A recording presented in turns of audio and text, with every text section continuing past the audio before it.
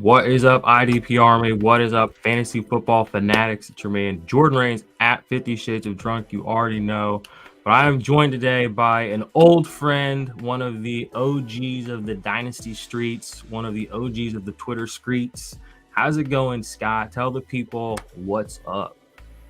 Jordan, glad to be back, man. It's been a couple years. We've interacted for a long time, and Twitter can be a really toxic place sometimes.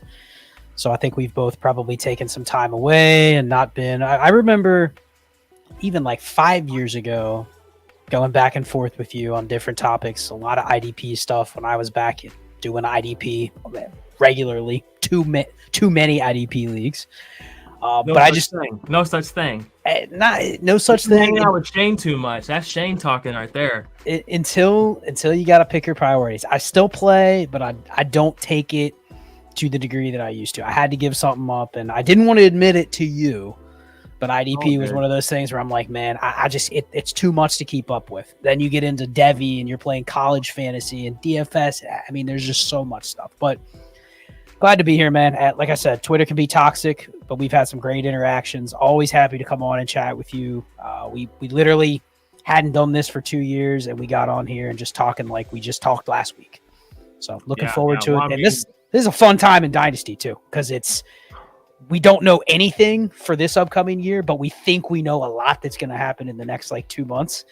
And we might look back on this show in like July and go, wow, that was a terrible take. That was so wrong. But those aren't the ones we'll highlight. We're gonna come back and we're gonna find the one nugget. We'll be like, look at this. At least I will. I don't know about you. Yeah. Oh, make me look good, man. Make me look good. If I say anything that comes true in a year from now, blast it out there. I'll be happy to publicize it or retweet it. Hell to the yeah. I think our first show I ever did, more like the very first show I ever did in fantasy, I think was with you and like that crazy dude IDP tipster who I kind of got rolled into with early on.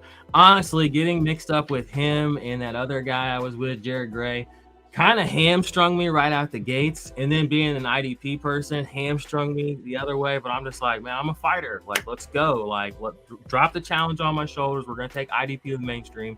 Scott's, he's fallen off a little bit, guys, but it's okay. Get in his mentions, let him know. We'll welcome him back with open arms. He actually messaged me before we got on, was like, I want to pick your brain about some IDP stuff. So I threw together a couple of names for him to keep an eye on in the IDP leagues he's maybe still in that he can grab this year that I think maybe will go forward. But yeah, we are going to talk about the NFL Combine risers and fallers because that's what just happened. The NFL Combine, this is the last big event in the sort of NFL media entertainment cycle that is not the draft and, camp and then football. So, we got free agency. So I guess that is like a thing. I was going to say, man, that free agency week has become like true. You could almost just put that like live stream on TV for like 4 days in a row. That is the 1 week. And it kind of sucks that it happens during March Madness, but it's the same week. And so that is the week where I'm like, dude, the last 2 years, I've just been like, I shouldn't even work this week. I should just take those days off, just hang around my phone, hang around my computer, constantly have Twitter up. You're not full-time Dynasty? I have too good of a day job to give up, to go down these streets. But no, it just feels like it's that week I'm not very productive because I'm constantly going, hey, what happened next, right? When you create content, you kind of got to have some opinions and takes. You can't wait 3 weeks because then it's too late. So, but it is a fun week, man. It is definitely a calendar week now for NFL free agency. That's the crazy thing about what we do. And before we even get into the football at all, like I like having this conversation with you because you're one of the few people that understands the industry and kind of sees it. I would say I don't want to call myself a pessimist because like I think I'm just a realist. Like I just call shit how I see it. And it's like the NFL media entertainment machine and cycle is perfect because the season runs just so long. And then you have the Senior Bowl. And then it's literally a handful of weeks. And then you're going to the Combine. And then literally the Combine just ended, yesterday? We're 11 days away from the free agency hitting. And we've already got guys, in the legal tampering. So stuff's happening. The cycle for the NFL never really ends. And then you get to the draft. And then when you get there, and then they layer that into the HBO Hard Knocks. They layer that into these media deals with Amazon with, what is the show that Amazon has? All or Nothing. And it's just like it never stops. Like the season never stops. And we're here talking about Dynasty because this segment of what the NFL media machine is, we talk about it because it matters. These pieces matter to what we do. It's really a fascinating thing. It almost makes it like kind of redundant sometimes to revisit the same issues. But on the flip side, once you kind of understand the cycles, and again, if you have a skeptical or pessimistic eye, I feel like you kind of learn a lot. You know what I mean? Because you just again you call like, oh, this is good, this is bad, or whatever. So I'm really enjoying this cycle. Let's go ahead and talk about the biggest riser, Anthony Richardson. Talk about the swaying of our mind from the combine to boom free agency. 2 weeks ago, Anthony Richardson was a set piece. We might talk about him a little bit, but he went to the combine and blew it up. So I wanted to hear just your general thoughts on Mr. Anthony Richardson and what you think about these quarterbacks overall from the combine. So I'll say this. Even before the combine, I was definitely Anthony Richardson at the 103. So he was already QB2 for me, just simply because I didn't buy into the, Bryce Young, he's 5'10". He doesn't play at 200 pounds despite him weighing in there. That's an outlier. So I already was picking Anthony Richardson in any mock draft that I did. Like he was there at 103. So it's not a major move up for him, but I think the combine solidified him from an NFL perspective. Like you didn't hear a negative thing about him all weekend. How he talked, how he interviewed, everything. So, I think the NFL, there is not the narrative anymore of he might slip in the draft, right? Like I think it's almost a lock that he goes in the top 10. Now we don't know where, 101, 108, 109, 106, but we don't care anymore. That was a question. You still saw him in mock drafts even a week ago, 118. 121. Yeah, that's not going to happen anymore. He's going to go in the top 10. So we can cross any of those doubts out. I think the second thing is, and this is the bigger point, it's not just Richardson. CJ Stroud was impressive. Bryce Young did what he needed, and he's probably the favorite to go as the first quarterback off the board, barring somebody doesn't trade up ahead of Houston and take somebody else. But he did everything you would want him to do. And then even you looking at Will Levis, he's like the stepchild of the quarterback class, but the package all together, you're going, okay, he's probably still going to go in the top 6, top 10 picks. So it's one of those classes, and I think it comes at a perfect time. We had a bad quarterback class last year, and we have an eroding quarterback landscape in Dynasty to where outside of the top, it's top 9 for me. So you got Mahomes, Allen, Hurts, Burrow, Herbert, Lawrence, Fields, Jackson, Watson. After that, it's a drop. And I think after that is where you start going, okay, we need some new blood coming in. And this is the perfect time for it. Because everybody after that, you got Kyler, but he's got a torn ACL. You got Dak Prescott. He's got a new offense with Brian Schottenheimer. I'm not sure what his ceiling is anymore. Trey Lance, who knows what he is going to be. So I think it comes at a perfect time. And we need this quarterback class just to be in the mix, right? Doesn't mean all 4 of them are going to hit. Maybe only one of the 4 actually ends up hitting like Deshaun Watson, Justin Fields level. But it comes at a perfect time for at least having those picks. It's going to be fun to navigate the waters because this combine was awesome for all the quarterbacks to where they're probably all 4 in the top 6 or 7 picks of rookie drafts now. No exceptions. Yeah, they need, in super flex, again, the landscape's different. This year, the conversation seems to be that it's okay to take Bijan at 101, even in super flex. Last year there was a conversation around taking, or 2 years ago was a conversation around taking Kyle Pitts at the 101, in super flex. 3-4 years ago, that was absolute heresy. Like they would take you outside and burn you at the stake, tar and feather you, send you out of here. But we seem to be, again, more open-minded now to roster construction and the value of, who is actually going to help your team. There may be a consensus player, but I think the market and the understanding of how fantasy works just in general has allowed us to understand that there's a little bit, maybe more than one way to skin a cat. I want to say something because I'm a part of your Patreon. You're part of our Patreon, which we appreciate. And I listened to one of your shows, I think it was like a week or 2 ago, and it was about strategy for drafting in a super flex draft. I think it was a startup, and you were a big supporter of trading up. into the top 8 to make sure you got 2 of the top 8 quarterbacks who you all just named off there. Now you have 9, it sounds like. Kyler's fallen out of the conversation. I love that because, another thing in fantasy, I think, is that the quarterback position is becoming a have and a have not place. So it's really like you need one of these. And I had Weapon X actually written in these notes, but I took it out. But it's like that's how I feel like Anthony Richardson, Cam Newton, Josh Allen, Justin Fields, Lamar Jackson once upon a time, in my opinion, Kyler Murray sometimes. These guys that maybe they're not going to throw for 350 yards, as a perfect pocket passer. But on 3rd and 4, you've got that extra thing that those other guys don't have. And not only that, you are inclined to use it in today's NFL, whereas before you were inclined to get rid of that shit.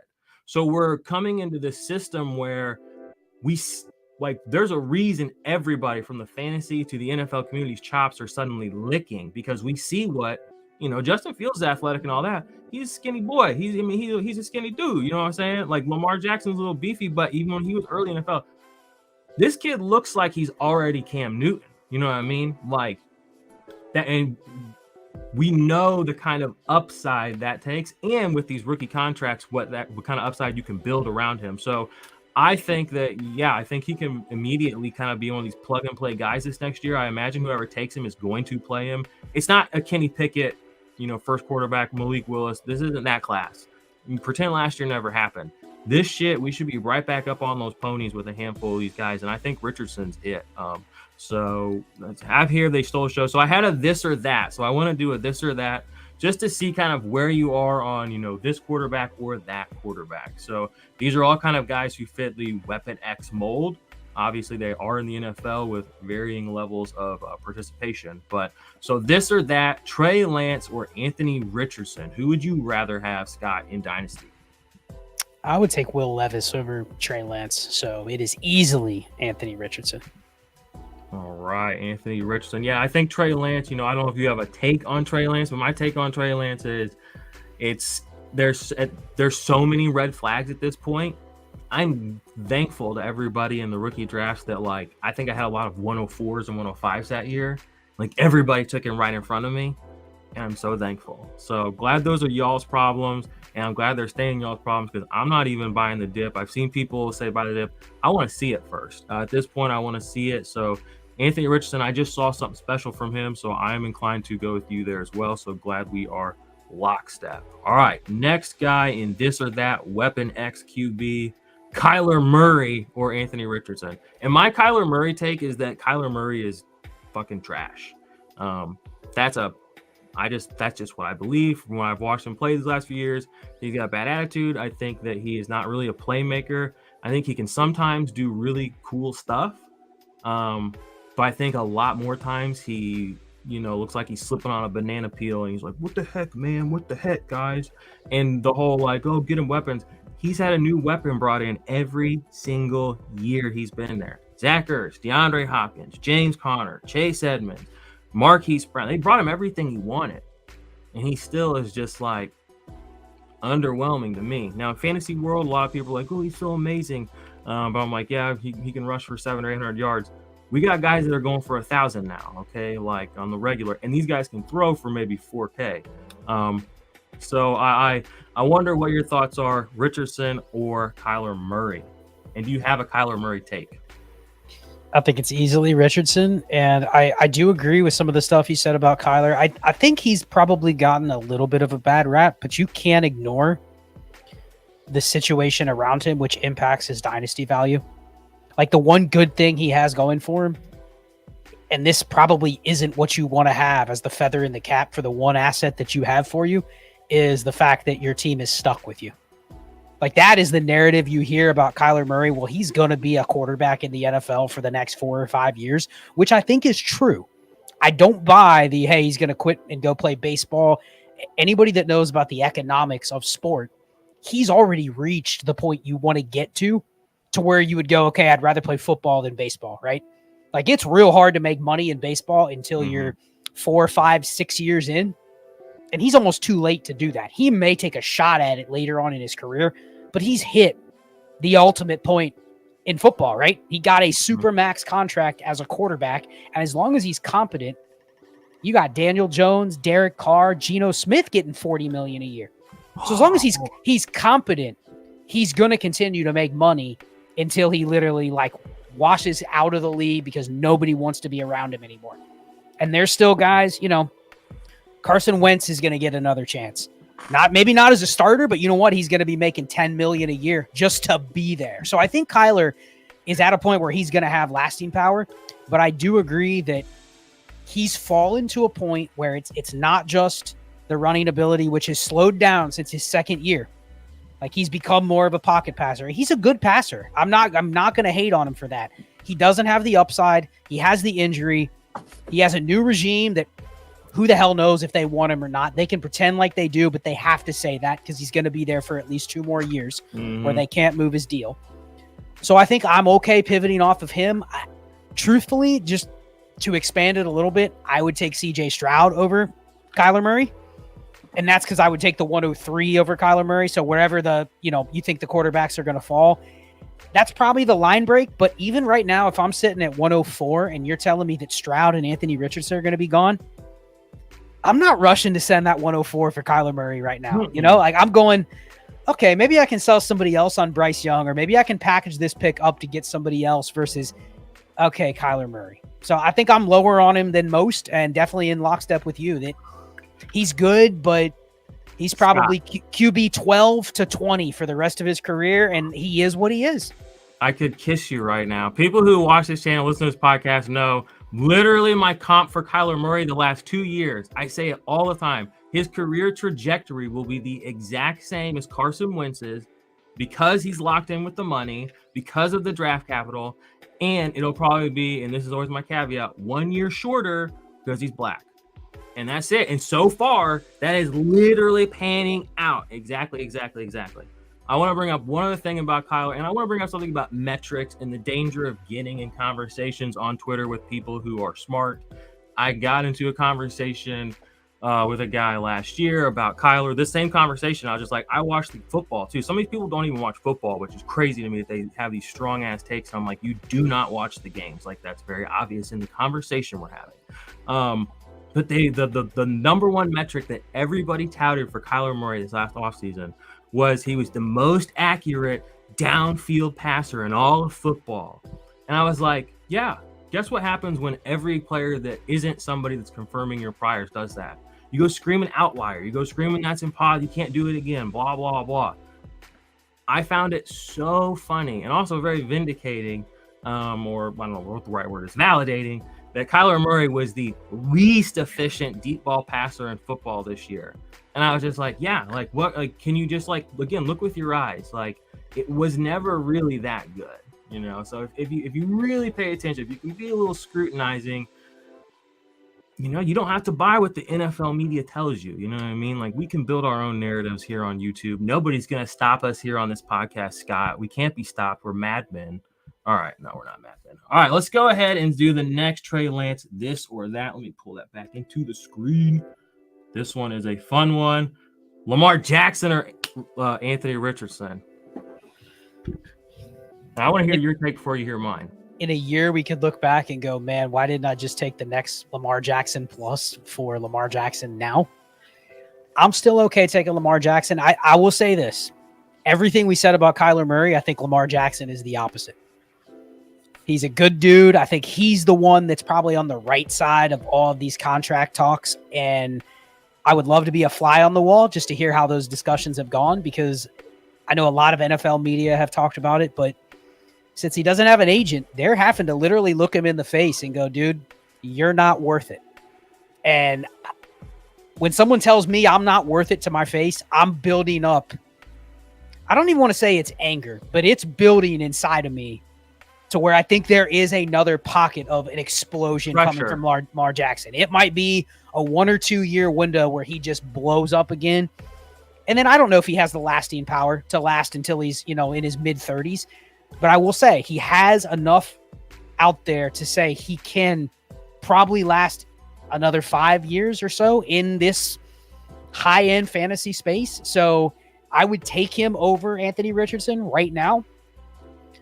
But you're really challenging me on this, the top 9 quarterbacks, right? Because I think it's more of I'll take him right now knowing what he could be over the next year or two, and I'll just worry about it later. But I definitely can see, I don't even think it takes a season. I think it might take a game, a half, a preseason game of Anthony Richardson to go, dude.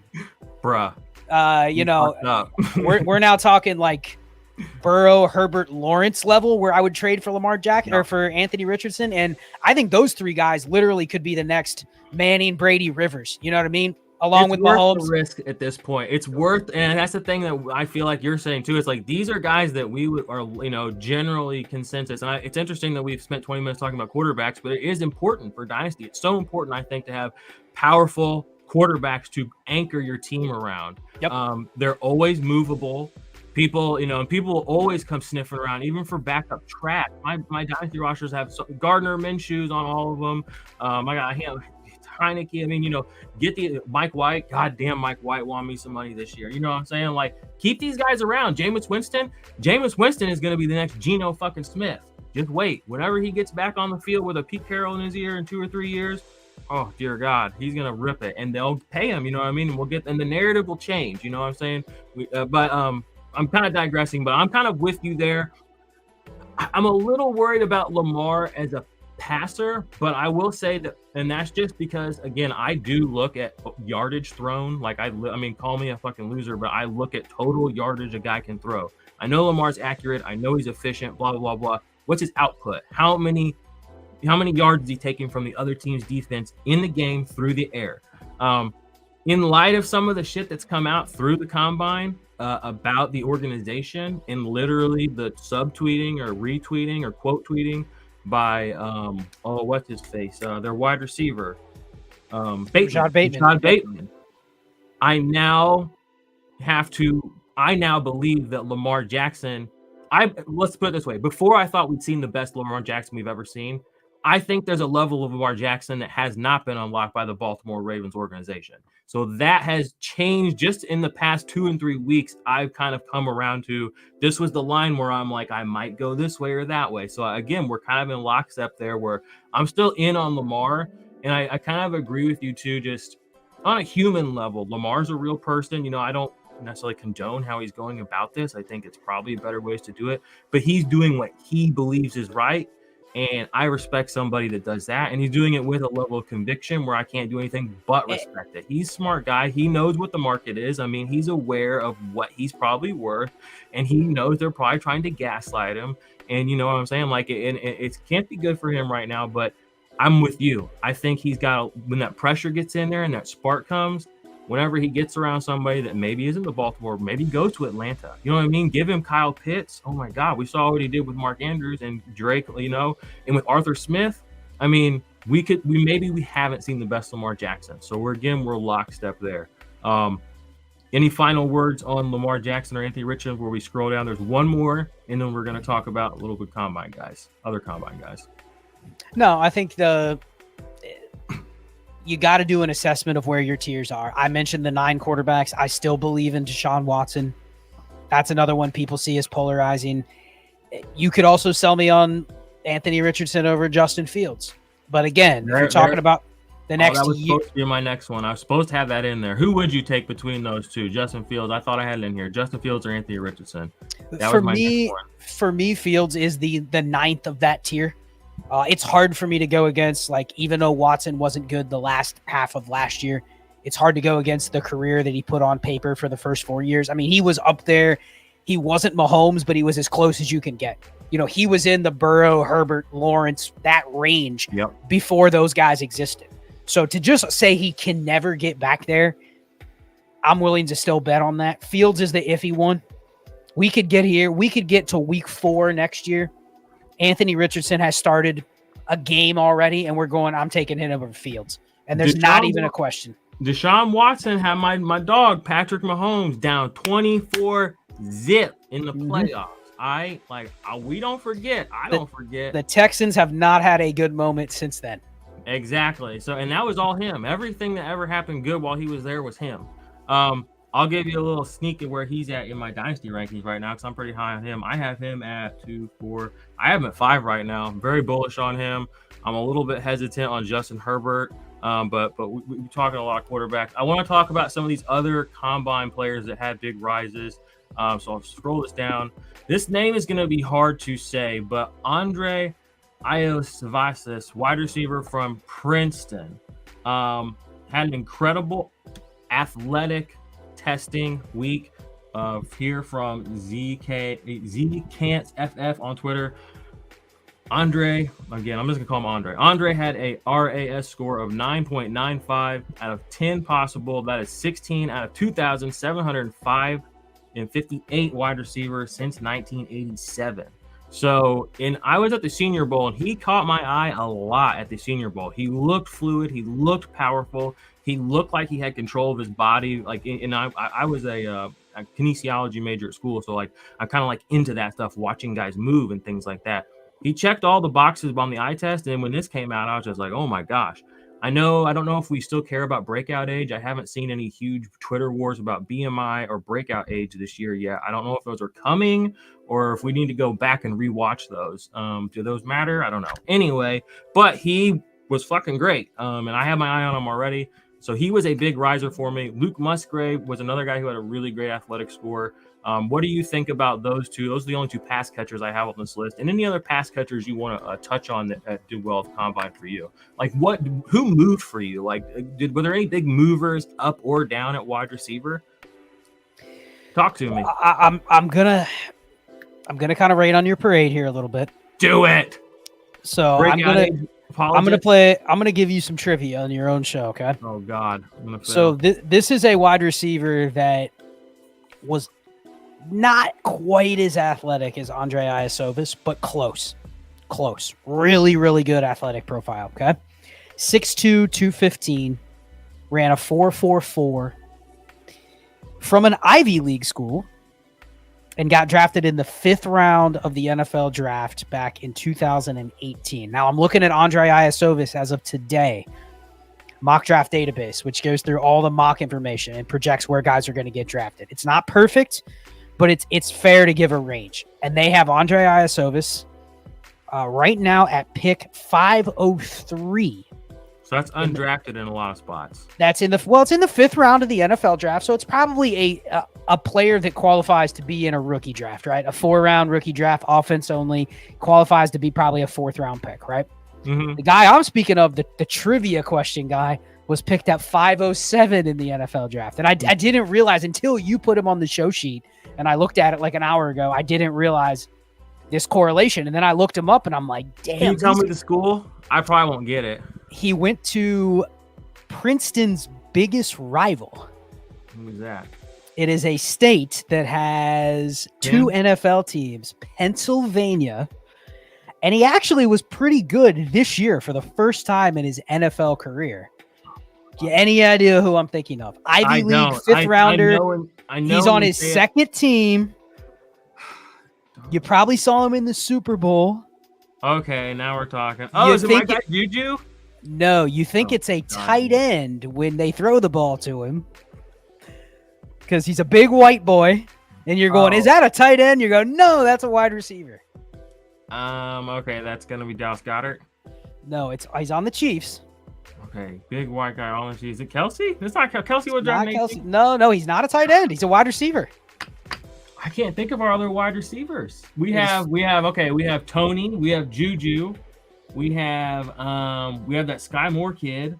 Not him. There is a white guy, but yes, that is MVS. That's not MVS. He is not a white dude. Nope. No, he's not. You're right. Oh goddamn. I'm telling you, it was their number 4 or number 5 wide receiver all year. Okay, no wonder he's on his second team. The name Justin Watson. Oh, Justin Watson. This is second. Okay. I know. Former Tampa Bay Buccaneer Justin Watson. Yes, second year with the Chiefs. With Tom Brady. Compare him side by side with Andre Iosivas, and I'm going, whoa, it's the same guy. So, and all I'll say is this: I could be wrong. I'm not in the business of 5th round wide receivers. I don't care what their profiles look like, unless He's like 220 pounds plus. And then I'm going, dude, this guy could be a tight end, but he's not big enough. You look at his frame, he's not big enough to be a tight end. So if he gets drafted in the 3rd round, I'll be 10% interested. But other than that, he is what I call a roster clogger, Jordan. He is a roster clogger. All right. I just dropped Lynn Bowen in a league, so I know what you're talking about. That is a life clogger, and I'm a Kentucky alum. That I loved Lynn Bowden. But the craziest thing about the Lynn Bowen year was it was also the Antonio Gibson year. And you know how I told you before we came on, like I go all in on a guy, and those were the 2 guys that were like wide receivers. They're going to be running backs, and I went all in on Lynn Bowen and not Antonio Gibson. So I think I literally just cut him from my last roster yesterday. So that was fun. All right. Well, Scott's not a big fan of Andre, but we still, I thought it was, he's a riser for me. Somebody put a pin in. Another guy I liked was Jonathan Mingo. I don't know if you had any notes or comments on him, but he was another guy that stood out to me at the Senior Bowl. His footwork, the way he was, he told me, I talked to him, thank God. I mean, it was a cool experience. I got to talk to him. He told me he played Ole Miss. He models his game after DK and AJ Brown. And when he was out there, like that's what he looked like. I mean, he looked like he was just trying to throw dudes around. He looked just like a little AJ Brown to me. So I was like, all right. And then he was able to get a lot of separation. He was very quick on his cuts. Apparently he tested really well. So I've got my eye on him as well. I didn't put him on here. Any pass? Who's your? Oh, I lost Scott. All right. Hopefully he comes back in just a sec. Well, while Scott is gone, I guess I will just shut up for a second. Come back, Scott. There he is. Hey, he's back. I was actually pulling up something. There is a podcast out there, probably from 3 years ago, talking about how Jonathan Mingo was one of the most exciting college sophomore receivers that I was excited about. And then nothing really happened. His career just leveled off. So it's a name that's always been on my radar. But again, day 3 draft pick. We'll see. I'll say this. I'm not going to shit on Jonathan Mingo and Andre Iasovis too much because I think this wide receiver class, after the top, I'll say top 6, but that could end up being a top 5. I think it's going to be all over the map. And I don't think we're going to be able to say draft capital is going to determine who's good and who's not. Look at last year. We had too arbitrary. I think that's such an, I think it's a great starting point, and it's maybe put it at 50% of the coin even. You know what I'm saying? Like that's fine, but like to just go with that as like the holy word of God, it's just silly. You need to have some nuance in your discussions. Well, and here's one thing I'll say, because I've heard this from many people that cover the NFL draft and from people that are actually looking at this from a different lens that we probably are, right? Once you get to like the 3rd and 4th round of the NFL draft, like a guy like Jordan Addison and a guy like Andre Iasovis and a guy like, I don't know, Tank Dell, the NFL is not viewing those 3 players at all at the same position. There's like 4 or 5 different types of wide receivers. And a lot of times teams will go, okay, I want this guy and I'm going to take him in round 4 because he can fit this spot that we need, but he doesn't play this spot. But the guy that plays in the slot only, we don't even want him. He's not a receiver that's going to be on our board. This guy returns kicks. This guy plays special teams. Like there's different things that you might say, okay, this is why they took this guy in round 4. And then the guy that can only do one thing, maybe he is an X receiver that's just a little bit below the other X receivers that are going in the 2nd and 1st round. He goes in round 6 because you know what? The only thing he can do is that. Think of like, you remember Seth Williams? You remember him? Barely. Seth Williams from Auburn was a huge Devy prospect, but ended up falling to the 6th round. I've never done drugs. All he was a big, slow X receiver that could do nothing else. And you go, well, how did he fall behind this guy? Remember Danny Gray from last year? Went to San Francisco. He was a 3rd round pick. He's kind of like a can do everything receiver. But you don't look at his draft capital and go, well, dude, he went in the 3rd, so he's better than this guy that went in the 5th. He probably went in the 3rd for a reason. He shouldn't have gone in the 3rd. I think a lot of people had him mocked in like the 5th or 6th, but he went in the 3rd. He returned kicks. He played special teams. Like he did things where the NFL is not viewing this guy as, hey, we're going to start him at wide receiver. but we're going to use him in a lot of different ways. So I think once you get to like round 3, round 4 and below, I'm not interested in those guys for Dynasty. Only because you know what? What happens if they end up being an outlier? What happens if they end up being a Hunter Renfrow? What happens the year after they produce? Dude, there's no way that guy can repeat it because he was a 5th round pick. So you can always buy back in on the guys that were not at the top to begin with at wide receiver because they're always going to get shit on for their draft capital. So, all right. So I have a couple of comments on what you said. I'm going to go in reverse. One, you don't look for outliers. I tweeted this out the other day, and I guess it's kind of like I fundamentally I try to find outliers. Like I literally, when I put together a team, like when I get to those mid or later rounds, my entire thesis is I want to find the best guy that's available right now. Like that is literally no matter where I like, and if that's going to be an outlier, so like that's what I'm looking for. Like I don't want to take the highest projected guy. You know what I mean? Like if we're just going off the projections and the probabilities and all that shit, we can just fucking auto draft and full send and play best ball everything. You know what I'm saying? Have waivers run auto. I mean, just you can automate the whole fucking thing. All we got to do is lottery at the start of the year. I think looking for outliers is the whole goal. I draft, and again, that's why I go all in on my guys. I had so much Josh Jacobs last year. The narrative around Josh Jacobs last year, I mean, he was dead meat. You know what I'm saying? Like he was going like RB 18, 20, 25, 30. I don't know. I mean, it got depressingly low there for a while. And then even when the coach got there and threw him on the field, that's literally when I bought him, was whenever he had that big run in that first preseason game and everybody on Twitter was like, it's over for him. I was like, okay, like this is what I do. And I literally went to my main Dynasty League, the one I told you that I got the shaft in, even though it's the same team that won in like every other Dynasty League. And I made a move. I traded Mike Williams for Josh Jacobs straight across. Literally a consensus worst move ever kind of thing. But that's like what I do. And I play Dynasty looking for outliers. So I wanted to point on that. And I wanted to maybe get your thoughts on that because you made it sound like too, like you're a very fluid owner, like, or manager. I'm sorry, we call them managers on this channel. You get a guy and you want to maybe flip him and go get some other asset. I'm very much like, if he's on my team, motherfucker, you ain't getting him unless I'm sending him to you. You know what I'm saying? Like he was put here for a reason. He's one of God's chosen. You know what I'm saying? Like that's kind of how I am. So if I get that outlier, I'm a lot less likely to trade it away. But when I do, I try to trade it away at peak. I did that. Another guy, again, I outlier Deebo Samuel. 2 years ago, I drafted him in like the 8th or 9th round of a bunch of drafts. He was like wide receiver 3. So I shoot for the outliers. I think that's fun.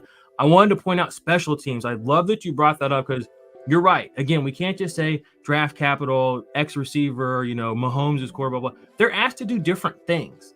And I wanted to bring up the draft capital thing, or, if you pass this 3rd round, you're not going to look at him. Think about Isaiah Pacheco. All right. He was a 7th round pick.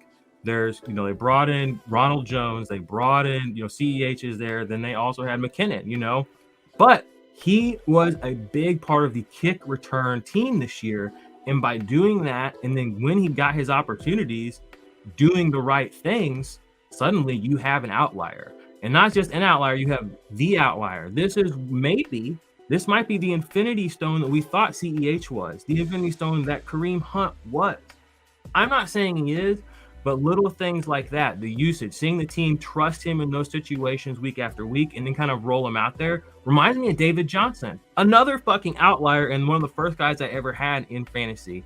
So I wanted to bring that up about the outliers. And then the other thing is, I feel like the NFL is skewing more pass heavy. So even some of these lower end wide receivers, like a Jonathan Mingo, maybe it doesn't matter. Maybe he goes to the Titans where they need to throw the ball to him. You know what I'm saying? And he might instantly be the number 2 and shit. He might suddenly just be beating Treylon Burks and all of a sudden you got something. So I kind of do look for those outliers and I try to look for those kind of context clues that might put guys into maybe a slightly different situation than I initially thought. But any rebuttals on that while I pull up our notes again here real quick? I love this conversation, by the way. This is a damn good time. Yeah, I think with the outliers, it's more of I don't chase receivers that are outliers. And largely with receivers, I'm just looking at later draft capital. I'm not going to chase that. I do acknowledge there are hits from those ranges. There are 3rd and 4th round receivers that are very, very sought after commodities in Dynasty now. I'm just typically not going to have those on my big board. And largely when a lot of times the ones that people chase that go in those ranges are the ones that have the bigger names to begin with. So I get if you really have conviction. I'm all about in later rounds of drafts, if you have conviction on a couple players, take them in every league. Because if they hit, I would rather have this player on 10 teams, because then I can go and trade half of them for a profit. And I can go, dude, I got this guy in the 4th round of every league. If I'm getting seconds for him in training camp, it's a win. And I have excess to trade. So I don't have to say, hey, my favorite sleeper was Jonathan Mingo, but I have him on every team. So I don't feel like I'm giving up on my favorite sleeper because I have to trade him in every league because that's the pragmatic thing to do. So I do think as you get later, it does make sense to zero in on specific players. I'm just largely going to be looking at running backs and tight ends for the most part. Tight ends in tight end premium leagues where it matters. So start 2 tight ends, 2 PPR leagues. Like that's where I'll take a shot on a lot of the Raz freak tight ends. But largely it's just running backs. So that it's not against the outlier idea. It's just I'm not taking outliers at wide receiver. All right. Give me your 30-second take on Luke Musgrave. And then we're going to talk about the running backs. And then we are going to jump into some defensive players that I had here I wanted to go over with you, and then I'll field whatever defensive questions you have for me. So what's the 1 minute TED Talk on Luke Musgrave? Is he talk to me. Musgrave is the next Kyle Pitts? Very good. I won't say the next Kyle Pitts, but I think if you put the names Mark Andrews, Dallas Goedert, I think that's probably the class that you could say he might be able to get to. A 9.95 RAS score. That's one of the biggest predictors of essentially historic tight end production. I'm actually dropping an episode this week on Destination Dynasty or Destination Devi talking about tight ends. We're going to do a 2-hour episode on tight ends. Jesus Christ. I've got the last 10 years or a last 11 years worth of tight end production, looking at draft capital, RAS score, and 40 time. And you'd be shocked how predictive it is. If your RAS score is under 7, the odds that you will finish as a top 12 tight end, we're talking less than 4%. I mean, it outliers. And if I ask you, Jordan, who are the guys that have finished with multiple top 12 tight end seasons with low RAS scores? I would tell you the names. There's only a couple. Greg Olsen? Jordan Reed has the lowest RAS score ever of a guy that's finished in the top 12. His RAS was, I believe, 3.79. That's crazy. And you remember Jordan Reed as being athletic, right? Yeah, like the Jordan Reed I saw on the field. Not at all. And then the other one is Zach Ertz, whose RAS score was still like 6.3. So not terrible. But stay tuned for this show. It's called America's Game. We're going to drop it on it's going to be dropping on Saturday. But all right, there's some names on there. The definitive Dynasty tight end 2023. The book of tight end. Yeah, so Luke Musgrave is very, very, very good, especially if you take him in the top 50 of the NFL draft, which he's going to go in the top 50. We already know that. So, yeah, if you like any tight end from last year's class, here's my big prediction. If you like any tight end from last year's class, he's head and shoulders above every one of them. You like Greg Dulcich, he doesn't compare to Luke Musgrave. You like Daniel Bellinger, he doesn't compare to Luke Musgrave. If you like Isaiah Likely, I'm praying for you because that 4.79 RAS score and 4.840 is not going to cut it. So you buy in, I'm selling out. I here's the thing. And when I hear those numbers, like I hear the 4.8 and my brain is math wise, I'm like, okay, so I'm like, that probably skewed him way down. You know what I'm saying? Like sometimes you just have a bad run. Sometimes you just have a bad day. Sometimes you just test bad. I went and looked, player right down here, and this is another side mission, but Keyshawn Butte scored fucking terrible in the RAS score. I went and looked just because I wanted to see some other players who I saw these attributes assessed to him. He's not explosive. He doesn't. And I was like, okay, he's just kind of a boring bread and butter kind of guy. And I immediately, and people were like comping him to Jarvis Landry or whatever. So I went and looked. Jarvis Landry had an awful RAS score. I only think he scored like 1 or 2. And I was just thinking like, I don't want, if you still saw the talent, like if the guy can still get open, I'm not going to hamstring him too much because of his athletics. I think it definitely caps what he can do potentially. and it caps the chances he gets there.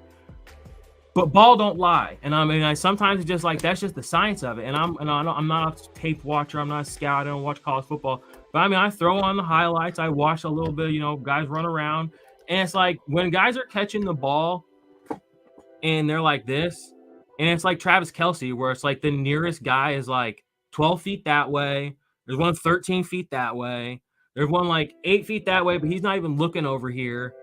I saw that Butte do that and a lot of his stuff. And I'm like, it's college football. I don't know the exact play, whatever. But I saw enough of that. And it seemed like before this bad score came out that he was talked about enough to where I don't want to knock him too much. I think I'm going to be buying the dip. Maybe he'll be one of my roster clogger guys. But do you have an athletic indictment or response to my man here? Because again, I think testing, what if he just had a bad day? You know what I mean? What if he's fucking cramps? You know what I'm saying? Like, I don't know. I'm just saying, I used to go work out all the time. I know you work out too, Scott. You see you be lifting back in I don't know, you still lift. You look pretty big. Sometimes you get, you get tennis elbow, suddenly everything's fucked. You know what I mean? You got a fucking little, what do they call it? Shin splints. Fuck me sideways. You know what I'm saying? Like, that's just, it is what it is. That doesn't mean you're this different person. That means on this day you did not get my best, and that's on paper. That's on it's on black and white. It's everywhere. It's on video. I was not great that day. These are the facts. But I want to again put a little pin in that because I immediately thought I wanted to go do a little research, and there are guys that have basically zero athletic ability who have been very good in the NFL. So again, that's me chasing those outliers, Scott. I'm a crazy man. It's not an outlier because I'll just say this: the RAS score and wide receiver is not that sticky, so I'm not as worried about that part for wide receivers. What I am worried about with Butte is, and it's Butte, Booty. I believe he says it's Booty, which Booty. He says it's Booty. Booty. So we'll roll with Booty or whatever you want to say. I've always said Booty. Ride with him now. Geez, I want to be saying Booty for the next 10 years. Exactly. Booty catch. Exactly. So I do think his draft capital is going to get hurt unless he's got a pro day, right? Like pro day is going to be huge for him. Yeah. Can he make up some of these numbers that he had here? I don't know if he runs. It's something to pay attention to. I'm guessing he's going to do all this stuff again at the pro day because he wants to put something different on paper. If what you were saying is true and he just wasn't prepared. Some guys prepare like hell for the combine. Some guys show up and go, oh, I've done this stuff before. And then it's like, whoa, I'm going against guys that have trained for 2 months to jump there or some run guys there. Train just for the invite. Some of those guys, spend a whole offseason just trying to get invited. They do. They do. Now, I will say this about Butte, though, or Booty, whatever we want to call it. A lot of what drove him to have the name cachet that he did before this, 2 things. One, that's going to probably keep me from getting him because there's going to be somebody that goes, I like that name. I don't think you're going to be on an island of somebody that I like this guy. There's going to be someone in every draft that goes, I don't care if he was a 3rd-round pick, especially if he goes somewhere where it's like a decent offense. People are going to go, I got to have that guy. I'm going to take him at the 201. And you're going to go, whoa, you took him over. Tyler Boyd? That's a useful piece. He could. But I will say this. Part of the reason he was steamed up so much, as you mentioned it earlier, dominator rating, breakout age, he had all of that going. There's an interesting thing about his his freshman year. So if you look at his games during his freshman year, he really didn't do anything until the second half of the season. Guess what happened in like game 7 of his freshman year? Terrace Marshall quit the team. After that, Butte smashed. Now that he was a true freshman, so you're going, dude, that's impressive that Terrace Marshall quits and he just takes over for him. That's impressive, right? Mm-hmm. But he's kind of been living on that, and then he had a good start to his sophomore year. I think he played 5 games, was pretty good as a sophomore, and that was it. Didn't play since. Basically played a little bit last year, was in and out, played almost the entire season in terms of being there, but he had a bunch of games where he caught 1 ball, 2 balls. There was another receiver on his team that essentially took over the best receiver on the roster that's going to be coming out in 2024. So I'm just probably not going to be in on him because other people know the name and they're going to be higher on him. So we'll see. This is when we can circle back and, I might have 10 shares of Booty in August going, what the hell was I talking about? Yeah, he might be one of these guys you find laying around the waiver wire, in a year that, you're just like, hey, let's see what happens, All right. So I feel like everybody's talked the running backs. They've talked to death, but give me your, talk to me about Jahmir Gibbs. He ran a really fast 40, what's like a 4.3, something like that. His speed score over here from Scott Barrett, for anyone who cares for that, was super high, 110.1. Alabama running back, so he's got the pedigree. He's got the, the brand name. He can play football the way, most NFL coaches are going to want. He's fast, he's athletic. He's running back 2 now, or is that still Cabernet, or what were we thinking here? And I just want to, let's hit the highlights on the running backs, and we'll cover these defenders for the last 10, 15 minutes. And we'll make this easy. I think we're kind of wasting our time debating Bijan Robinson or Jahmir Gibbs. They're clearly RB1, RB2. They're going to both go off the board another probably 40 picks before the third running back goes. Gibbs is kind of like the consolation prize that you would take if you can't get Bijan. But I don't really think there's much. I see people out there, I'm sure you see it on Twitter too, where people do a 16-tweet thread on Bijan Robinson. And it's like, dude, you just wasted an hour because... No, they didn't. They're smarter than us because they're getting the almighty, all-powerful impression. I guess that might be it, but I'm looking at that going, I didn't learn anything from that, right? I know he's good. Oh, there's nothing you learn. There's nothing you can tell me. There's nothing you can tell me that can convince me that he is really damn good to where you're convincing me he's going to make the Hall of Fame. Because I think there's a lot of that's just unknown in that range. They're both really good. I don't even think we really need to go any further on. Yeah. I mean, they'll be better than J.K. Dobbins, probably be better than Travis Etienne, other guys who in the past have gone very high. I like the fact that in Superflex this year, we do have enough good quarterbacks to where Jahmir Gibbs in some of these rookie drafts is probably going to get pushed down to that like 6, maybe 7 spot. And that's going to be a moneymaker for a lot of these dynasty teams that, didn't win anything this year, but, still have a good setup going. So, shout out to y'all who got those mid-round picks. I would be looking for Jahmir Gibbs unless you are, obviously you want to get that quarterback, but hopefully you're locked and loaded at quarterback because you are smart. Okay, so you want to talk about some defenders. So I pulled a handful of guys in here who I think had some value moves over the last year. So I took mostly the DL position. So I got George Karlaftis, Aiden Hutchinson, Alex Highsmith. Okay, these are all really young guys. Aiden Hutchinson and Karlaftis, both rookies this last year. Both were first-round draft picks. Both had really good seasons. Alex Highsmith, his 3rd year, I believe, with the Chiefs this year, or not the Chiefs, the Steelers this season, had one of the highest sack totals in the league. So let's talk about them. I'm bullish on all 3 of these guys. I'm going to pull up their production profiles here from the index real quick, just so we can kind of look. So what I'm bullish on about Karlaftis is 730 snaps. The Chiefs need a pass rusher. Frank Clark is pushing 30. Chris Jones is getting older. Carlos Dunlap, God bless his soul. Thank God he got a Super Bowl ring. He's 32, 33. This dude played 730 snaps as a freshman. And what I love is if you look at this chart, 21 points at pass deflections from an edge player. That's going to compensate a lot of points for only having 33 tackles, young man. So I want his tackles to go up. I want his overall just points to go up, just in general, based on his snaps. But for a rookie to get out there that much, he did have meaningful plays. I like that. 0.29 points per snap down here in the right corner. I think it's basically a lock that he's going to increase that probably up to like 2.5, which is a pretty good number for defensive end. But with the variety of things he can do, you'll see some of these production profiles that have only a couple of these, things that some of these players can do. I think this new edge player is a dynamic player. And I think it compensates for some of these lack of tackles. So 730 snaps as a rookie. I like Karlaftis. Another guy, I want to talk about all 3 of these rookies real quick, and then I'll take any questions on those guys. Aiden Hutchinson, another rookie edge player. Again, one of the things I love about him is fuck ton of snaps. He played 958 edge snaps. Pretty profile here. 3 interceptions. Again, these young edge players, they're not just running in straight lines, okay? Gone are the days of, just being a Myles Garrett where you only go one direction, you only go after the quarterback. These guys are dynamic. They're falling back into coverage. They're making decent plays. 52 tackles. Again, he did play quite a few more snaps than my fellow there, but 0.22 points per snap. That's a solid number. I think Hutchinson is on a huge trajectory forward this next year. And then I'll talk about Highsmith. This is the other guy I'm bullish on. And you might be able to get him at a discount just because he's the second guy, behind TJ Watt and really behind Cam Hayward. But do not sleep on Alex Highsmith.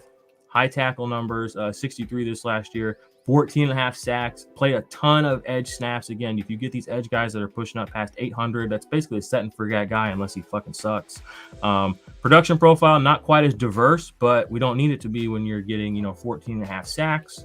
And you can see 0.27 points per snap. That's pushing in on an elite IDP number. And I like to do points per snap. We don't really do that in offense, but for defense, how the some of the reductive people that speak on IDP are like, just follow the snaps. And it's just gaslighting basically, because then they don't tell you anything about the snaps.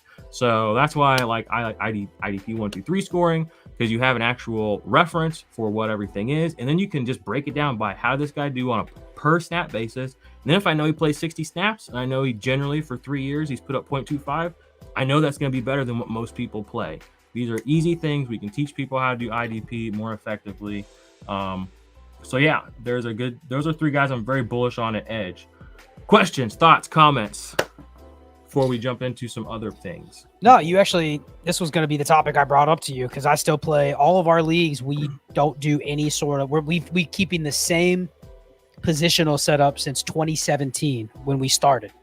So we just roll with, and it's a commissioner discretion. We just roll with whatever like my fantasy league rolls with for the position designations. Mm-hmm. And so, they recently changed the whole thing where they took all of the 3-4 linebackers and they just made them defensive ends. And the defensive ends, some went to defensive tackle. And so I have a couple rosters where it's like, dude, now all of a sudden I have 10 defensive ends and 4 linebackers or 5 linebackers because a bunch of position changes. So this is actually perfect for me because there are some moves I want to try to make, and this is exactly what I needed. So I'm just sitting back and listening. I'm actually pulling up my leagues right now. All right. Seeing if there's a move I can make. So keep going. I'll just keep riffing. I'll riff through these next 4, and then I'll take, literally hit me with specific trade questions, anything you got. I'm ready, dude. I stay ready. So we'll talk Chase Young next. This guy, literally, there's a video on our channel over a year ago, probably 18 months ago. I said, get rid of Chase Young in Dynasty. I didn't care how high he was taken. I said, there are red flags all over this guy's production profile. And every single year that has proven to be true. He did put up a pretty good 0.25 points per snap as a rookie, but he did that on a lot of disruptive plays. That defensive line in general is very disruptive. So I do kind of not dock that, but he didn't make a lot of necessarily independent plays. He was involved in a lot of disruptive stuff. Only 12 quarterback hits. That was the number, and that's a number that always scares me. I don't like pressures because pressures are made up. They're subjective. I don't give a fuck if PFF pays everybody to make them up. Whatever. Quarterback hits happen, okay? Somebody touched that man. He played a 16-game season and touched the quarterback 12 times as the 2, 3. That's a red flag. I don't care how many points he put up. So I called that. I said, get rid of him to all my peeps. Some people listened, some people didn't. Since then, it's been an absolute disaster. Aside from the injury, just in general, on a points per snap basis, it's abysmal. And that's the thing that's nice about points per snap. We don't have to look at the whole season. We don't have to look at the whole game. If he's going out there just to play the pass rushing snaps, great. Let's see how he's doing on his snaps. 0.15. That's a terrible number. And then the last time he saw the field, it was, again, not very many snaps, 115, but that's basically 2 games, 3 maybe games at edge, depending on how much they played him, putting up 0.1 points per snap. They've already said they're probably not going to take his 5th-year option. If you have him anywhere, which you probably don't because you probably didn't pay up for him, get rid of him. Don't buy. This is not a buy low on Chase Young situation. This is a get the fuck out, stay the fuck away situation, kind of like a Bradley Chubb situation and a Marcus Davenport situation. All right, so Deshaun Elliott. I have such a good Marcus Davenport tape, but I'll say that for a minute. So Deshaun Elliott, this is a guy, I love the Detroit safety. I've been in on Deshaun Elliott for a little while. He did play for the Ravens. Just a good safety. When my man Tracy Walker went down, he immediately stepped up. And the thing with him is just these points per snap, 0.3. That's the elite number. That's what I call the elite. That's basically, if you're getting that, you are a locked and loaded, like probably going to be a top 12 guy in that week kind of situation. Yeah, a lot of his on solo tackles, but that's okay. There was enough going on here. And you can look at some of his older profiles, a little bit more diverse in the numbers. Not quite as many snaps because he was playing with Chuck Clark and I forget who else was there, but still 0.23, a decent number for anybody. And 0.17, not necessarily great. Then his rookie year, he only played a handful of snaps, but he was very impactful. So I like him. Tracy Walker gets back out there. I think Deshaun Elliott and Tracy Walker next season are going to be a safety tandem that we talk about, or that maybe the narrative will pick up around. I don't know. Sometimes, the NFL has to you have to be made sometimes to get in the conversation. So, but they're doing a lot of things right. That's already the second Detroit Lion on this list. Pay attention. All right. Quay Walker, I put him on here because I just wanted to include a rookie linebacker. He was good. I don't really have a lot of things to say about him. He was good. He probably won't have a lot of name value yet or recognition because Devondre Campbell is still one of the best linebackers in football. And he was there last year, played a lot for them.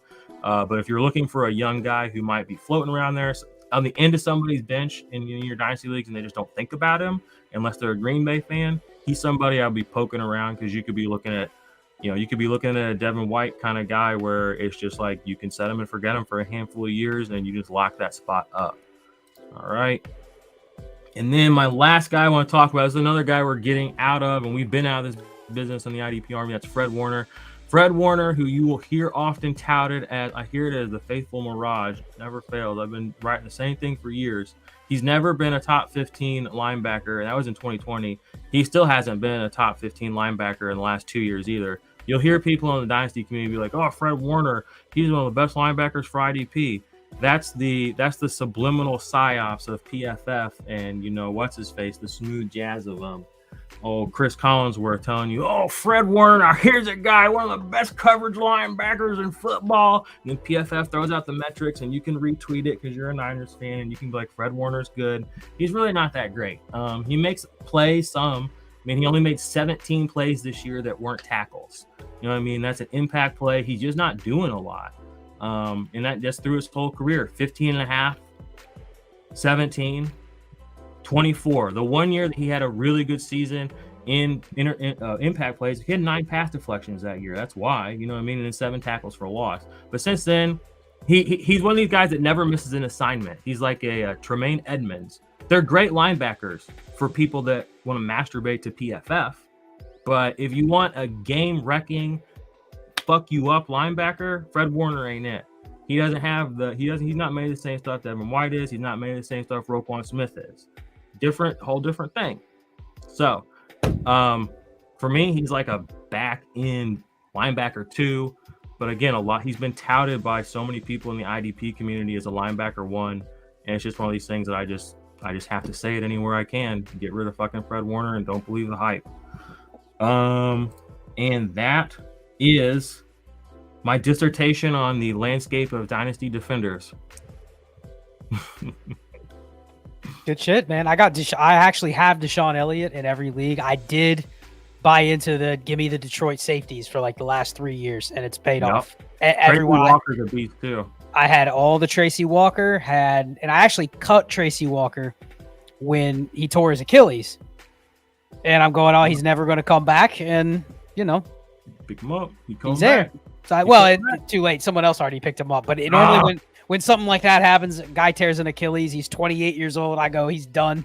So dude, safeties don't die. Malcolm Jenkins, he could still play if he wanted to. Tyrann Mathieu, that's the thing. Like it's funny. Like playing both sides of the ball, you really hone in on specific positions. Safeties never fucking go away till they just be like, I'm done. There's always somebody that's just like, you can be like a backup, what the fuck ever, and all of a sudden he's out there. I mean, look at the other Alabama guy that just went back to the New York Giants. He just left Washington again. Landon Collins. Suddenly Landon Collins is just right back in the mix on the same old team he was after how many Achilles leg injuries, all that stuff. So Safeties are definitely built different. Speaking of which, I actually just retweeted my man Jamal Adams. He's on the treadmill, y'all. So go be making some of them cheap low ball offers. All right, if it doesn't feel scummy, it's not dirt. It's not low enough. So send them out and get you. So you think a guy like Harrison Smith, if he goes somewhere else, you don't care? Harrison Smith is a special player. I honestly don't think he will go any. No. He's still a top tier guy for me. Jordan Poyer, same thing. Because the skill set those guys have, they've done it enough years with enough different things around them. And again, I can pull up their production profiles, but I won't because you have access to them, so you can go check them out. But everybody that wants to see them, go subscribe to our Patreon or become a member of the channel. But you can see year over year, I mean, these guys have 8, 9, 10 years of history. Eventually, a guy shows you who the fuck he is. You know what I mean? And that's just where I'm at with like a lot, when you're on the field, that's what I watch and that's what I see and that's what I judge, and that's what you put on paper and what you don't feel. And that's why like I have like somebody called it a vendetta or a personal war. I don't have a personal war with PFF, but they sell an information entertainment product like it's scientific data. And that bothers me because I actually do work for the University of Michigan Institute for Social Research, which is an actual scientific organization which like studies data and information. So I like understand like how like what needs to be put into something to be like an actual scientific like validated sort of process, peer reviewed. And I know that again, PFF is making up information. Yeah, I mean, it's validated through their internal systems, but it's an information product. So I just have such a huge issue with people coming at me with the PFF pressure numbers and the PFF sack numbers and tackle for loss numbers. And I'm like, those aren't real. They're literally fake. They're subjective. If you go to Pro Football, if you go anywhere else, any other data provider, the numbers are different than PFF's. So why do I have to have a fucking conversation with you about fake made up shit? So anyway, and again, that's where we're at. Fred Warner, he's so fucking good. Yeah, he's great for PFF. Look at Jesse Bates. He was the best safety in football 2 years ago. What happened? Motherfucker barely got any money this last year. Fell off. AJ Johnson, best linebacker in football. Never saw him again. Roquan Smith, he's not even a top 200 defender. Highest paid linebacker in football. What's up, Scott? What's down? Do we need to pay PFF to tell us what's up and down? You hit a. I do think Jesse Bates is going to get paid, but that's. I had 4 players I wanted to ask you about, and these are going to. If you say I have no opinion because they're irrelevant, or I got an opinion. Okay, so a couple guys that I'm wondering what these are going to be like. I'm wondering what to do with, or do I buy more? Because I'm in like half a dozen IDP leagues, right? And I'm okay with it. If you tell me go get this guy in every league, then I'm like, okay, I can follow that. I don't have enough leagues to go. I'm going to diversify here. You know what I mean? Yep. So I have 4 names. Azeez Ojulari. I like him. That's a guy you probably can get for a draft pick in this class. And someone might go, okay, I'm willing to trade him because I want a running back or a tight end or something like that. So you'd be on board with buying then, yeah? Yeah, and you could probably get him very cheap. Definitely good trajectory, and they just put Kayvon Thibodeau across from him. And I think they're going to get something new for that interior too. So he's got a trajectory that is looking positive, and he's got quite a bit of grass in front of him. All right, next one, Joseph Osai. That's another good name. Now, he's the one who he had the play, right? He's known for the penalty on Mahomes, but he really came on the second half of the year.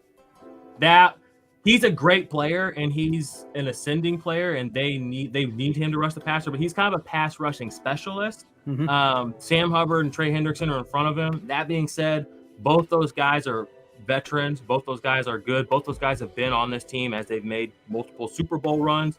I think that those guys are not necessarily going to be around for the rest of forever, and I think Asai is going to push into that. Not somebody I preach about or talk about a lot, but he's another of these guys. Yeah, I do think he's one of these developmental pass rushers that when he gets his opportunity, he's going to be a name that you're gonna want on your team more than you don't. And I know you play in a lot of, when you say IDP, I know you're playing in pretty deep leagues just in general. So I know that he's not gonna be somebody you want laying around on waivers.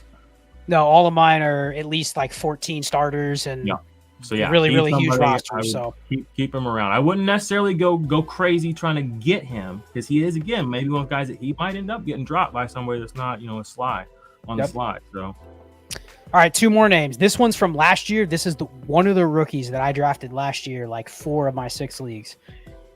I know he was hurt a little bit, but just did absolutely nothing. Channing Tindall. I do not know much / anything about him. Okay. What team is he on? He was on 3rd round pick to the Dolphins last year. And I read a couple good things about him, and I'm like, okay, I'll just take this guy. And no. The only player you want on the Dolphins defense, the only players you want are their safeties and maybe Christian Wilkins. Other than that, they do weird stuff. Through the whole Brian Flores era, they did weird stuff. They're pulling in Van Ginkel. They're throwing. Ogba got hurt, but they're just doing a lot. They just had Jalen Phillips, and there was another guy there too. Who's the other? They have a lot going on there. They have a lot of talent, so I don't think he's necessarily somebody that's going to get a lot of opportunities to prove himself. And he could be, I just don't think he's in a good situation just based on what's around him there. Okay, and then last one. Do I sell Bobby Okereke if he goes somewhere else? Oof. I just sounds like he is going to get paid. I just dropped EJ Speed because I was kind of feeling like Bobby Okereke. I feel like he's going to be kind of one of the heir apparent for, I don't know how long Darius Leonard is for this world, at least the NFL media world, he might end up sticking around there because they got rid of Anthony Walker too. I mean, he's kind of like their main veteran guy at this point. What I read today was that he's seeking a Roquan Plus deal, and I don't think the Colts are going to keep him. Oh, Okereke? He's crippin'. I don't know if he'll get it, but the word was he's going to get paid.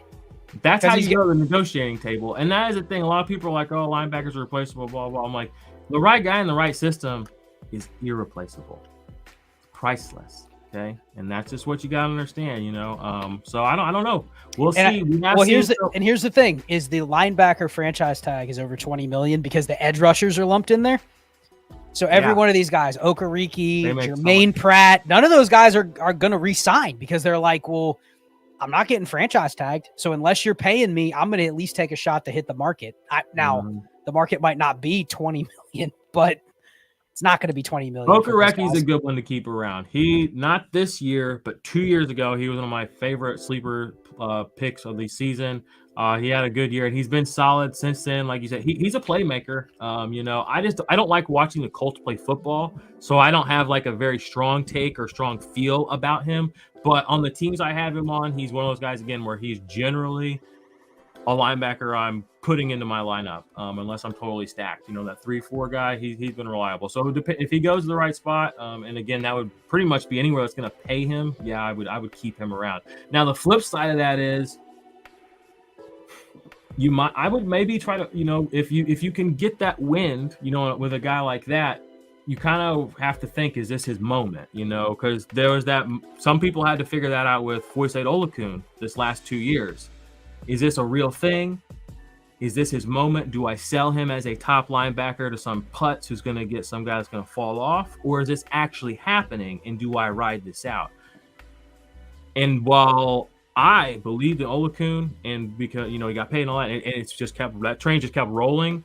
The Bobby Okereke train, you'll have to decide at that point if you think it's going to keep rolling. Because if it doesn't keep rolling for any period of time, he's one of those guys where he's not going to hold his name value. You know what I mean? It's not gonna be a slow rug down to 0. It's gonna be a fucking like you never hear from him again, Alex Singleton situation until he pops up, in 2025 for a 20 tackle game. So that's I don't like that I am not as pro Okereke, but again, knowing the leagues that you're in and just again how you play the dynasty market. If you're thinking like that already about him, maybe somebody else is, and maybe that's an opportunity. And I imagine you've already reaped quite a bit of rewards. That's another thing I always think about too in Dynasty is like, have I had this player's best year? Have I had 2 years? Or did I just put him on my team and I trade him for somebody else? I hate doing that shit unless it's like somebody I'm intentionally doing that for. When I put a player on my team, like I would like to harvest some value. I'd like to get 3, 4, 5 years out of Mike Evans. And then I'd still like to trade him for a second, maybe a first if I can. You know what I mean? Versus do that 2 or 3 years ago. I mean, I've gotten the back-to-back last 2 years, 130 plus tackles both years. I'm like, I'll take it. You know what I mean? I've gotten the last 2 years. So if I could sell him as, hey, someone's going to let me re-roll and give me, a top 15 pick or, a package of picks or something like that, I don't think you'll get a pick that high. Again, if you can sell Bobby Okereke like that, do that. That's the play. But if not, you're in a good spot. I wouldn't be too ambitious to sell him. So fair. Those were the names. Well, what you got? No, those were the names. Those are the ones I had written down. Fuck yeah. Well, this has been a damn good time, Scott. We definitely need to chop it up more. I usually do solo pods, which is it's not great, Bob. It's sometimes hard to get yourself psyched up. Sometimes it's hard to keep yourself on track. Sometimes it's hard to get your notes in your computer and dirt. But it's nice to have a conversation with somebody who is as obsessed with fantasy football as I am, and really about it, not just talking about it on Twitter, not just showing off how cool they are. Look at me. It's just no, you love fantasy football, you love football, and that's not even a question. That's just how it is. And that's how I am. So that's obvious in our energy tonight. Any final words or thoughts or comments? Any final big picture things? What's coming up for you? What are you watching in free agency? You want to comment at all on Derek Carr and Geno Smith before we get out of here? We started with quarterbacks. Might as well end with them, right? Yeah, I mean, listen, there's going to be a lot that changes between now and even before the draft. There's going to be so much that changes. I will just say this. I think we're in a world now where, especially if you're a content creator, if you have a following, if you have a Patreon, if you have people that kind of want your opinions on stuff as soon as it happens, sit back and think about it. You don't have to be the first person to put something out there. You don't have to be the first person that puts something wild out there on Twitter and just hope that it blows up. Sit back, process it. I'll go to our little group, our niche community or whatnot. I'll be real with them. And I'll say, you'll get my immediate reactions. Mm-hmm.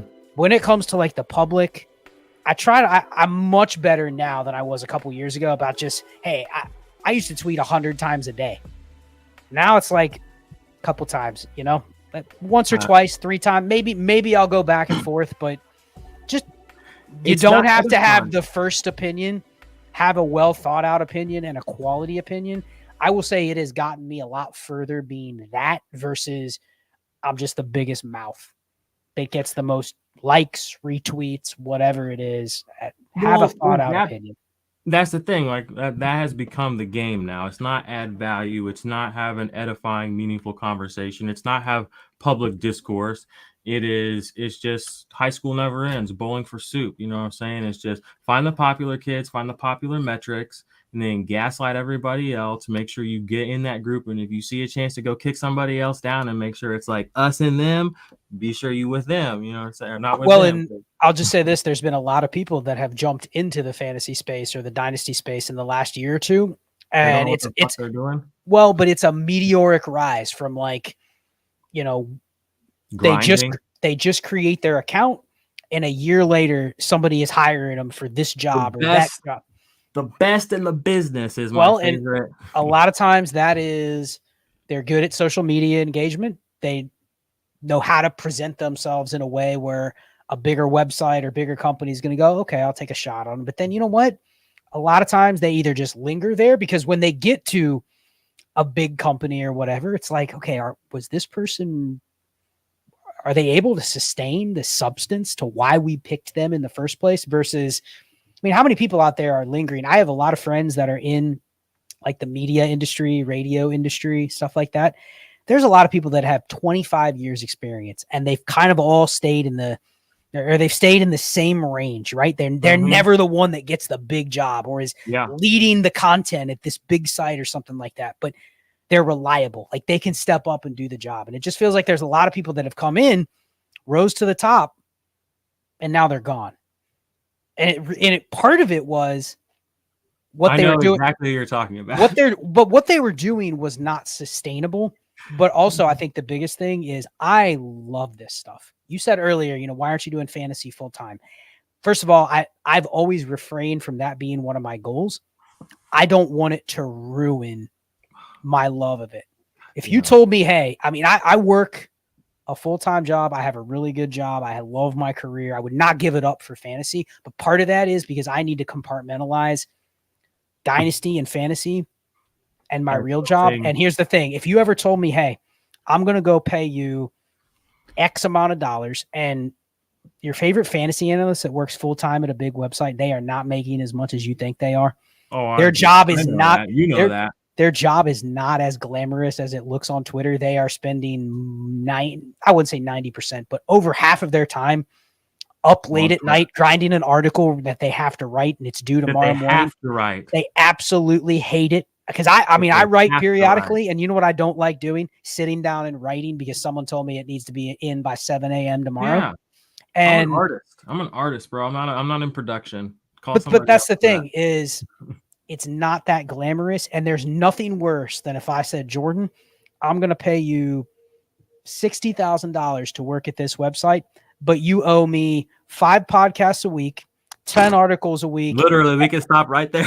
and really what you're going to have to do is I'm paying you $60,000 for full time, right? But you're really going to have to put in about 70 hours a week. I need you to be on Twitter during the games on Sunday constantly. So you can't really watch them. You got to be on there promoting our brand and, you know, having our brand. There it is. That's the key right there. Having takes on everything. Like, this is all part of your job. You don't get a break, and you can't. Yeah, that's really, nothing too. It never ends. Again, we talked about the football cycle doesn't stop. It's a 24/7 news cycle. Adam Schefter is up at 3 a.m. tweeting. You got to be up at 3 a.m. tweet too. Sorry. And you know what? Adam Schefter's not doing it for no $60,000. So there's a big difference between I'll wrap the point up here. The idea that someone would be able to kind of hold that over me and force me to do X, Y, and Z for another website for something that I have no chance of ever owning or being able to distribute and make money off of. It's literally all I'm doing is working for hours. Like the smart man once told me, you know, the worst thing you can do is just work yourself to death when you're making money only when you work an hour. At some point, when are you able to make some money without having to put in the 30 minutes of work to make 30 minutes worth of income?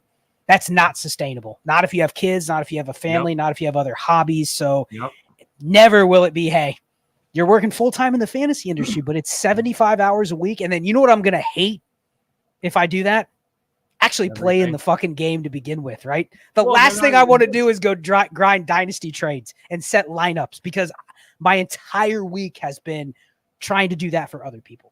So that's a long spiel. That's just a rant that I just see a lot of people. I see kids coming into, we see how many people are on social media that are young in their teens, and they're great at social media. They're great at marketing themselves, and they want to be a full-time fantasy football analyst. And it's like, stick that on the side, do as much as you can there, make some side income, make enough money to where, hey, you can take your kids and family on a vacation, play as many leagues as you want. You have no problem covering the buy-ins. You can make decent money in the fantasy industry. But as soon as you say that's all I'm going to do, that's going to be my future career, you better have a business plan in mind to say, like, I'm creating a brand that eventually I can either sell or I can, you know, distribute on a large level, where I can start hiring people.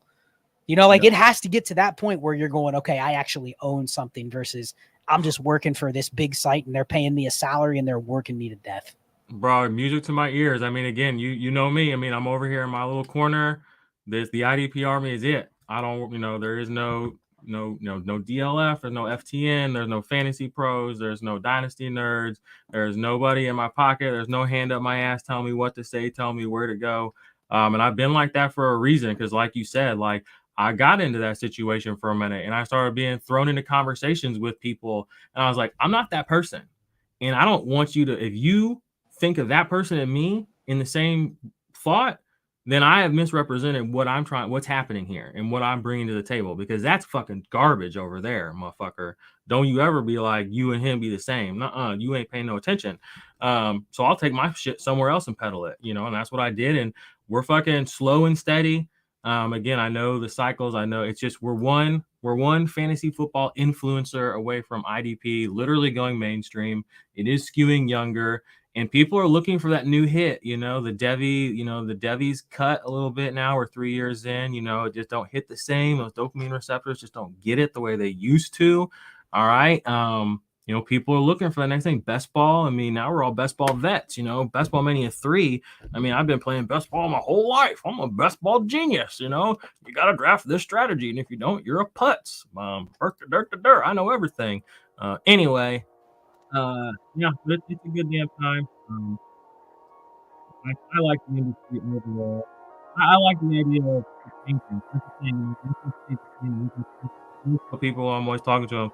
What the fantasy industry is today is not what it's going to be tomorrow. It's not what it's going to be in 5-10 years. Not if I'm around. So I'm taking it some places. So final thoughts before I shut us out. No, man, we got to do this again. We don't wait 2 years. If not later this summer, we're definitely doing it yearly, but maybe we'll get back together this summer when it's that dead period before the season. So great conversation, my friend. All right, IDP Army, until next time, check out the podcast.